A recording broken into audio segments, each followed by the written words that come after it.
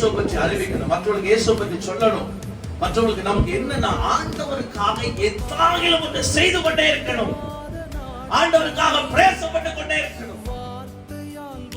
ஒரு நாளைக்கு 2 மணி நேரமாவது ஆண்டவருடைய ஊழியத்தை செய்யணும். ஒரு நாளைக்கு 24 மணி நேரம், 24 மணி நேரத்துல 2.5 மணி நேரம் கர்த்தருக்கு கொடுக்கணும். தசமபாகம் என்ன 2.5 மணி நேரம் ஒரு நாளைக்கு ஊழியம் செய்யணும். ஒரு நாளைக்கு ஊழியம் செய்யாம, சுவிசேஷம் சொல்லாம, பிரேயர் வாக் போகாம தூங்க கூடாது, சாப்பிட கூடாது, சாப்பிடாத.